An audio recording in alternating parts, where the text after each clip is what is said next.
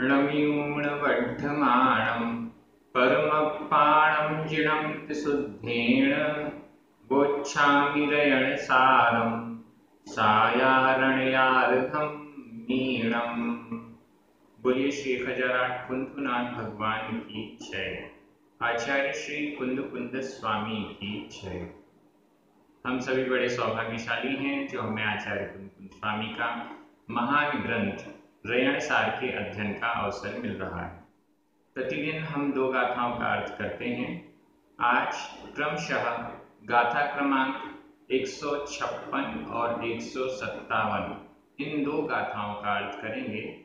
आचार्य कुंद कुंद स्वामी यहाँ स्पष्ट कर रहे हैं कि कोई भी साधु, कोई भी त्यागी व्रती रत्नत्रयधारी ये विचार ना करे कि यह मेरा संघ है, यह मेरा शिष्य परंपरा है, यह मेरा है। ये जो मेरा मेरा मेरा है, ऐसा कहना, ऐसा सोचना, ऐसा श्रद्धान करना दुख का कारण है।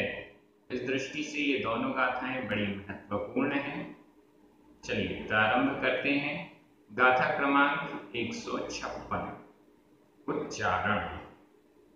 वसति, वसति द में छोटी की मात्रा है। वसति पडिमोवयरणे, पडिमोवयरणे, वसति पडिमोवयरणे।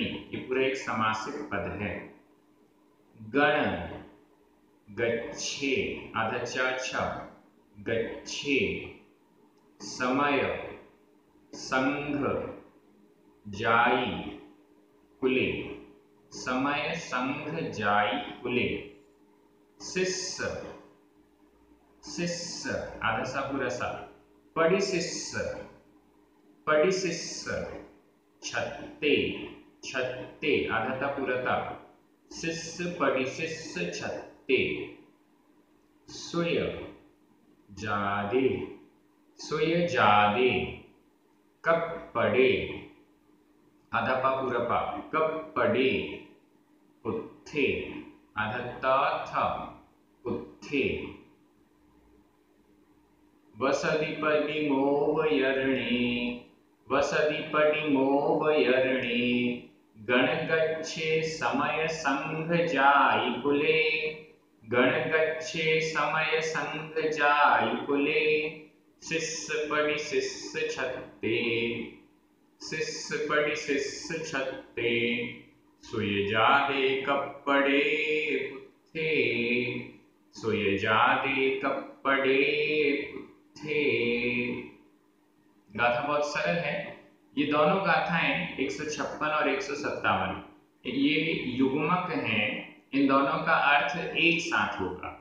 मतलब इस गाथा में जब हम अर्थ करेंगे तो उस अर्थ को पूर्ण करने के लिए अगली गाथा तक हमें पहुंचना पड़ेगा। यहाँ पर केवल सप्तमी विभक्ति का एक वचन है सभी शब्दों में। वसति पडिमोवयरणे, यहाँ पर सप्तमी एक वचन। गण गच्छे, समय संघ जाई कुले। सब में आप छत्ते, जादे, कप्पड़े, उत्थे, इन सब में और फिर अगली गाथा में लिखा है जो ममकार करता है, मेरा मेरा मेरा ऐसा श्रद्धान करता है, वह दुखी रहता है, सुखी नहीं रहता है। इस प्रकार से वहां कहा गया। तो इस गाथा में तो केवल हम इनका अर्थ देख लेंगे शब्दों का, और फिर बाकी पूरा अर्थ नीचे वाली गाथा में हो जाएगा। वसति पडिमोवयरणे। वसति, वसति, वसति का अर्थ होता है वसतिका। वसतिका मतलब निवास का स्थल। मुख्य रूप से यहाँ पर साधुओं की दृष्टि से वर्णन किया जा रहा है। साधुओं को सामने रखकर यहाँ शब्द दिए गए हैं। वसति निवास स्थल, जहाँ पर साधुगण निवास करते हैं, ठहरते हैं, रुकते हैं, विश्राम करते हैं, चातुर्मास आदि करते हैं, वह कहलाएगा वसति। वसति का आवास स्थल। पडिमोवयरणे संधि विच्छेद कर लें। पडिमा पडिमा बड़ा आ, ओ यरणे उ, आ और उ मिलकर ओ हो गया, पडिमोवयरणे, पडिमा उवयरणे, पडिमा प्रतिमा, उवयरणे उपकरण, प्रतिमा उपकरण, वसतिका आवास स्थल में, सब में सप्तमी एकवचन है। वसति पडिमोवयरणे, वसतिका में, प्रतिमा में, उपकरण में। साधुओं की दृष्टि से बात चल रही है। जिस स्थान पर साधु ठहरे हैं, धर्मशाला में या जिस भी जगह, ये मेरा कमरा है, ये मेरा स्थान है, ये मेरी वसतिका है, मेरी वसतिका में आ जाना। हालांकि व्यवहार में बोलचाल की दृष्टि से यह बोलना ही पड़ता है कि मेरा कमरा है, लेकिन वास्तव में वो कमरा उनका नहीं है, मेरा नहीं है, ऐसा समझना चाहिए। ऐसा साधुगण समझते हैं, लेकिन ऐसा ना मानकर उसको ही अपना मानने लग गए तो गड़बड़ हो जाएगी। वसतिका में, प्रतिमा में, वैसे तो साधुगण प्रतिमा अपने साथ नहीं रखते हैं, लेकिन जिस चैत्यालय में, जिस मंदिर में दर्शन करने गए हैं या जहाँ पर ठहरे हुए हैं, यह मेरी प्रतिमा है, ऐसा भाव भी आ सकता है। या पूर्व में उस प्रतिमा को स्थापित उन्होंने किया, या वर्तमान में भी पंच कल्याणक आदि के द्वारा प्राण प्रतिष्ठाएं कराकर प्रतिमा स्थापित की जाती हैं, तो उसमें भी यह मेरी प्रतिमा है, यह मैंने स्थापित कराई थी, इसलिए ये मेरी है, इस प्रकार का भाव भी आता है, तो वह गड़बड़ है। उपकरणों में, उपकरण साधुओं के पास किसी कमंडल शास्त्र आदि होते हैं, उनके विषय में ये मेरा उपकरण है, ये मेरा कमंडल है, ये मेरी पिच्छिका है, इस प्रकार से। गण गच्छे, गण में और गच्छ में, गण मतलब साधुओं का समूह, साधुओं के समूह को गण कहते हैं और बड़े समूह को गच्छ कहते हैं। कई जगह परिभाषा ये मिलती है कि 3 साधुओं के समूह को गण कहते हैं और उससे बड़े समूह को गच्छ कहते हैं, और कई जगह ऐसी भी मिलती है 7 साधुओं के समूह को गण कहते हैं और 7 से अधिक साधुओं के समूह को गच्छ कहते हैं। ये मेरा गण है, ये मेरा गच्छ है, ऐसी भावना। व्यवहार अलग है, मैं बार बार यही कहूंगा, व्यवहार अलग है, बोलचाल के लिए ये कहना ही पड़ेगा कि मैं इस गण का हूं, मैं इस गच्छ का हूं, लेकिन ममत्व भाव, ये मेरा गण है, ये मेरा गच्छ है, जो ममत्व भाव है ये गड़बड़ है। समय, संघ, जाई, कुले, समय शास्त्र, ये मेरा शास्त्र है। समय के कई अर्थ हैं, यहाँ पर समय से अर्थ है शास्त्र, ये मेरा शास्त्र है। संघ, ये मेरा संघ है। संघ की 4 प्रकार के संघ होते हैं, ऋषि, आर्यिका, श्रावक और शाविका, या अन्य प्रकार से भी संघ कहा जाता है। तो यह मेरा संघ है, उसके प्रति ममत्व भाव रखना। संघ में, जाई जाति में, कुले कुल में, जाति और कुल, जाति कहते हैं माता के वंश को और कुल कहते हैं पिता के वंश को। तो ये मेरी माता का कुल है, मेरी जाति इतनी उच्च है, मेरा कुल इतना उच्च है, ये मेरी जाति का है, ये मेरे कुल का है, इस प्रकार से भी ममकार रखना, ऐसा। शिष्य, पडिशिष्य, छत्ते, शिष्य शिष्य, मेरा शिष्य, शिष्य में, पडिशिष्य प्रतिशिष्य में, और छत्ते छात्र में, शिष्य में, प्रतिशिष्य में, छात्र में। शिष्य गुरु और शिष्य का जिसके साथ संबंध है, साधु है तो वे गुरु हैं और उनका जो शिष्य है वो कहलाएगा शिष्य, और शिष्य का भी शिष्य वह कहलाता है प्रतिशिष्य, शिष्य का भी शिष्य वह कहलाएगा प्रतिशिष्य। ऐसे शिष्य में, प्रतिशिष्य में, छात्र में, वैसे तो शिष्य और छात्र ये दोनों एक ही प्रकार के शब्द हो गए हैं, पर्यायवाची हैं, तो इस दृष्टि से भी देखा जा सकता है।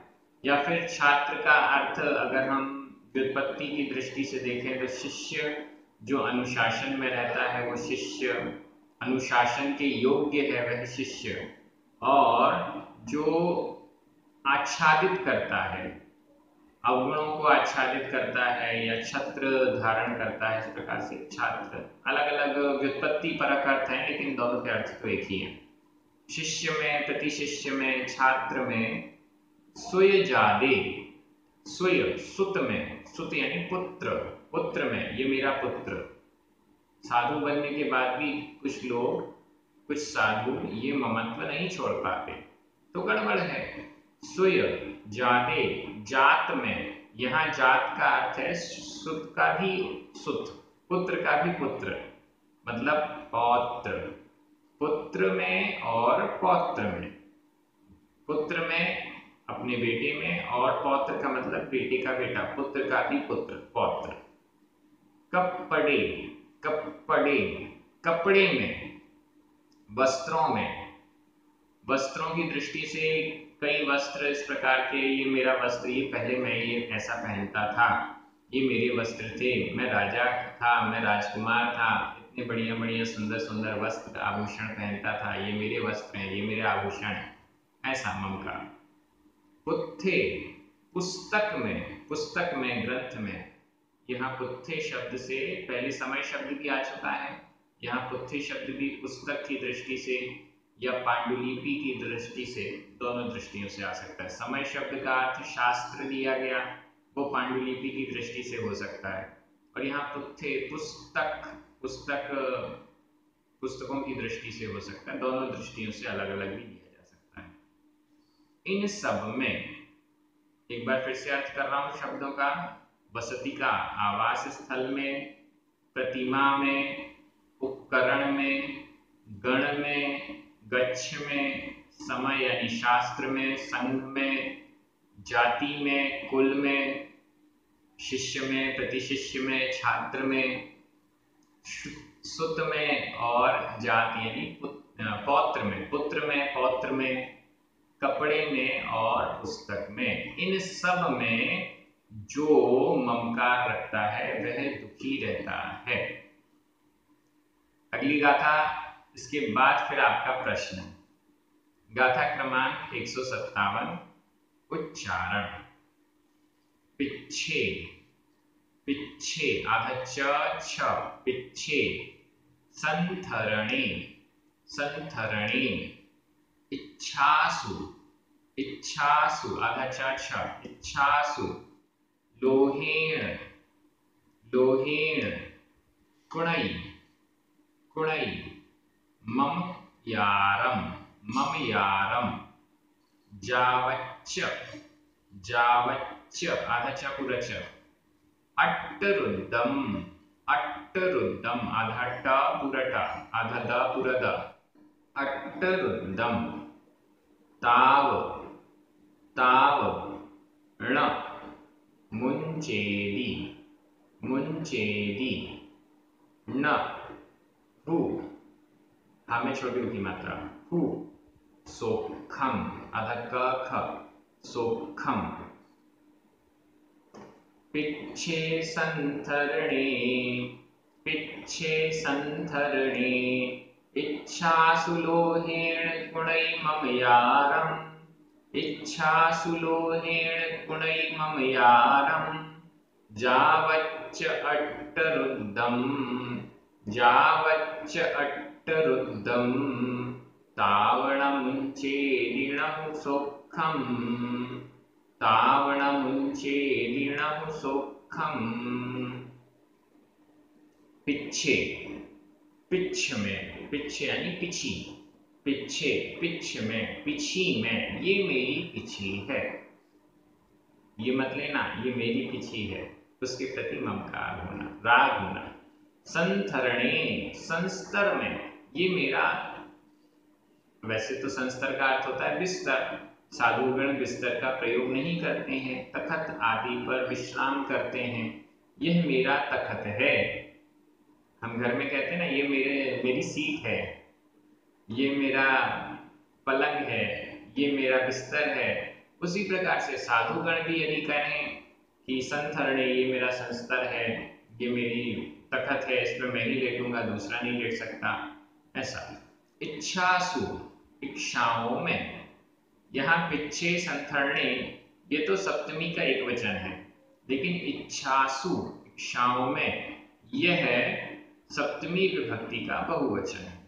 इच्छाओं में, और भी इच्छाओं में, और भी अन्य अन्य चीजों में, अन्य अन्य वस्तुओं में, ये मेरे वैसे साधुओं की दृष्टि से बात की जाए तो काफी कम परिग्रह होता है, परिग्रह होता ही नहीं है, दो चार चीजें उपकरण के रूप में होती हैं।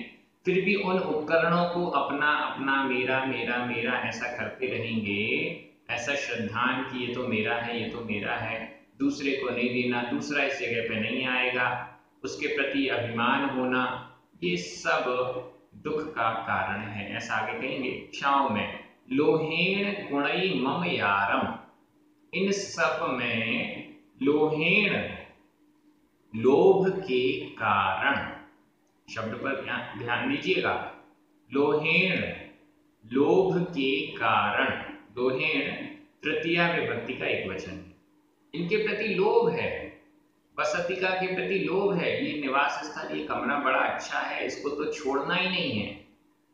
ऐसा होता है ना, हम गृहस्थ हैं, हम तो कहते हैं ये घर बड़ा अच्छा है, इसको नहीं छोड़ना, ये मोहल्ला बड़ा अच्छा है, इसको नहीं छोड़ना। क्यों? हो सकता है कोई इसमें लौकिक या कोई ऐसी बात हो, बड़ा धार्मिक है माहौल, इसलिए नहीं छोड़ना, वो ठीक है, लेकिन यहाँ बड़ी कमाई है, यहाँ बड़ी ऐसा है वैसा है, मनोरंजन होता है, तो ये सब चीजें इनके लोभ के कारण। ऐसा ही अगर कोई साधु निवास स्थल में बड़ा प्यारा कमरा है, यहाँ बड़ी अच्छी हवा आती है, गर्मी नहीं लगती है, इस टाइप से, मैं तो इसको छोड़ूंगा ही नहीं, चातुर्मास हो गया फिर भी यहाँ से नहीं अलग होऊंगा, किसी दूसरे को आने नहीं दूंगा, इस प्रकार से इत्यादि। लोहेण, लोभ के कारण, कुड़ई मम यारम, कुड़ई करता है, मम यारम, मम यार, ममकार, ममकार करता है, मम, मम यानी मेरा, मेरा मेरा मेरा, ऐसा करता रहता है, इन सब के प्रति ममकार कुड़ई करता है।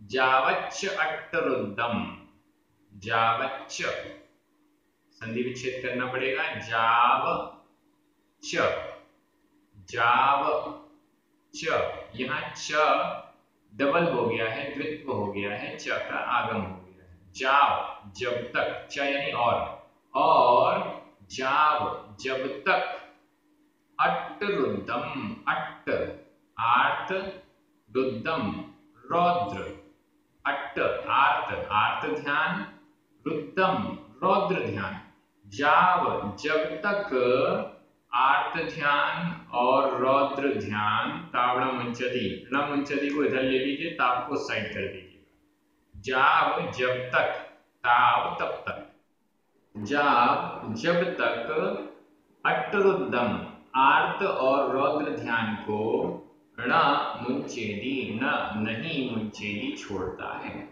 जब तक आर्त ध्यान और रौद्र ध्यान को नहीं छोड़ता है, ताव तब तक, न हु सुखम तब तक सुख नहीं है, तब तक वह सुख प्राप्त नहीं करता है। एकदम सिंपल अर्थ हो गया। इन सब बाह्य पदार्थों में लोहेण, लोभ के कारण, मम यारम कुणई, ममकार करता है, लोभ के कारण ममकार करता है, मेरा मेरा मेरा ऐसा करता है, और फिर जब तक, जावत यावत, जब तक, अट्टरुद्धम न मुंचेदी, आर्त ध्यान और रौद्र ध्यान को न मुंचेदी नहीं छोड़ता है, तब तक नहु सुख, ताव तब तक नहु सुखम सुखी नहीं होता है, भू निश्चित रूप से, तब तक निश्चित रूप से न सुखम सुखी नहीं है, सुख नहीं है। बाह्य पदार्थों में ये मेरा ये मेरा ये मेरा ऐसा कर रहा है, और उस मेरे मेरे पदार्थ के प्रति आर्द्र ध्यान और रौद्र ध्यान भी कर रहा है। आर्द्र ध्यान क्या है, रौद्र ध्यान क्या है? सिंपल तरीके से, वैसे तो आर्त ध्यान के 4 भेद, रौद्र ध्यान के 4 भेद, सिंपल तरीके से समझिए। आर्त ध्यान जब उस वस्तु के प्रति टूट जाए, घूम जाए, इधर उधर हो जाए, नहीं मिले, तो हमें दुख होता है, कष्ट होता है, अरे बहुत प्रिय वस्तु थी मेरी, यह आर्त ध्यान है। आर्त ध्यान का मतलब है दुख होना, मेरी वस्तु के गुम जाने पर मुझे दुख होना, इष्ट वस्तु के दूर हो जाने पर दुख होना, अनिष्ट वस्तु के मिल जाने पर, ऐसी चीज मिल गई जो जिससे कष्ट होने लग गया इत्यादि। तो ऐसे इष्ट और अनिष्ट वस्तु के मिलने या बिछुड़ने पर जो कष्ट का अनुभव हो रहा है, बार बार उसी पर चिंतन जा रहा है, यह आर्त ध्यान है। रौद्र ध्यान अच्छी वस्तु है, उसको देखकर प्रसन्न हो जाना, क्या घर बनवाया है, बहुत सुंदर कमरा है, ये पिच्छी तो बहुत शानदार बनी है, मेरे पास जो प्रतिमाएं हैं ऐसी प्रतिमाएं तो दुनिया में कहीं है ही नहीं, मेरा संग इतना विशाल है। इन सब को देखकर ममकार करते हुए उनके प्रति आनंद का अनुभव करना, विषयानंद का, आनंद अकेला नहीं, विषयानंद का, विषयों के, इंद्रिय के विषयों के आनंद करना, यह है रौद्र ध्यान है। मेरा संग, मेरा ये, मेरा कमरा, मेरी धर्मशाला, मेरा हिस्सा, ये रौद्र ध्यान। अब जब तक यह आर्त ध्यान और रौद्र ध्यान चलता रहेगा तब तक सुख नहीं मिलने वाला। ये कंडीशन तो साधुओं की हो गई, रत्नत्रयधारियों की हो गई। एक साधु रत्नत्रयधारी भी इतना कम परिग्रह जैसी चीजें होने पर भी, गृहस्थों के जितना तो परिग्रह नहीं होता है, थोड़ा बहुत अगर कोई रखता है तो उस परिग्रह के प्रति भी वो आर्त ध्यान और रौद्र ध्यान करते रहते हैं, तो उन्हें सुख होने वाला नहीं है, ऐसा हमें समझना चाहिए। जब साधुओं की ये कंडीशन है तो हमारी क्या होगी? आज का आपका प्रश्न यही है कि इतनी सारे परिग्रह के बीच में रहते हुए आर्त और रौद्र ध्यान को करते हुए क्या हम सुखी हैं? आपको क्या लगता है, परिग्रह के बीच में रहते हुए क्या आप सुखी हैं? अगर हैं तो कितने प्रतिशत हैं, नहीं है तो कितने प्रतिशत नहीं है? प्रतिशत में जवाब दीजिए। हाँ और ना में तो कोई भी एक तरफ खड़ा हो जाता है, लेकिन जब प्रतिशत में बात आती है तो दिमाग और चलाना पड़ता है और मंथन करना पड़ता है, फिर समझ में आता है नहीं, परिग्रह के बीच में रहने के बाद कुछ बचा ही नहीं, थोड़ा सा भी सुख नहीं मिल पा रहा है। ये आप लिखिएगा, समझ में तो आए कि कौन कितना सुखी है। आप यहाँ इस गाथा में मुंचेरी कुड़ई, ये दो वर्तमान काल अन्य पुरुष एक वचन के क्रिया रूप हैं। कुड़ई करता है, मुंचेरी छोड़ता है। अट्टरुद्दम, सोखम, ममयारम, ये सब द्वितीय विभक्ति के एक वचन है। लोहेण तृतीय विभक्ति का एक वचन है। पिच्छे संथरणे सप्तमी एक वचन। इच्छासु सप्तमी का बहुवचन है। जाव, ताव, ण और हु, ये सब, और च, ये सब अव्यय हैं, इनमें कोई विभक्ति नहीं है। इस प्रकार से ये व्याकरण की दृष्टि से भी हमने देख लिया, दोनों गाथाएं बहुत सरल हैं। इसमें बहुत सारे ऐसे शब्द आए हैं जो पूर्ण रूप से साधुओं की दृष्टि से हैं, लेकिन हम श्रावकों की दृष्टि से भी कुछ कुछ शब्दों को अपने लिए ले लें। मेन बात, व्यवहार जब हम करते हैं तो हम कहते हैं कि यह मेरा नाम है, तब हम कहते हैं कि यह मेरा चश्मा है, तब हम कहते हैं कि यह मेरी पुस्तक है। ये सब हमें कहना पड़ता है और हम कहते भी हैं। अगर हम ये नहीं कहेंगे तो गड़बड़ हो जाएगी। लेकिन लोभ के कारण जब हम इसे मेरा मेरा कहते हैं और इनके प्रति जब हम राग द्वेष, आर्त ध्यान और रौद्र ध्यान करते हैं, तब वो गड़बड़ हो जाता है। एक मुनि महाराज हैं, रत्नत्रयधारी हैं, तो वे भी यही कहेंगे कि यह मेरा हाथ है, यह मेरी उंगली है, यह मेरे चरण है, यह मेरा केश लॉन्च कर रहे हैं, ये मेरे केश हैं। अगर उनसे पूछा जाएगा ये मेरा कमंडल है, अगर उनसे पूछा जाएगा महाराज जी 4 कमंडल रखे हैं, आपका कौन सा है, महाराज जी बताएंगे कि ये वाला मेरा है। तो ये वो कहेंगे व्यवहार की दृष्टि से। लेकिन लोभ की दृष्टि से ममकार करते हैं, लोभ की दृष्टि से मेरा मेरा करते हैं और आर्त ध्यान और रौद्र ध्यान से ग्रसित हैं, तो गड़बड़ है। ये हमें समझना चाहिए। आप सभी बहुत अच्छे से अध्ययन कर रहे हैं, मनन चिंतन कर रहे हैं, स्वाध्याय के बाद प्रचार प्रसार की भी आपकी दृष्टि है, ये एक बहुत अच्छे संकेत हैं। सभी को बहुत बहुत धन्यवाद। पुण्यार्जकों को विशेष धन्यवाद। सभी को जय जिनेन्द्र। जिनवाणी माता की जय।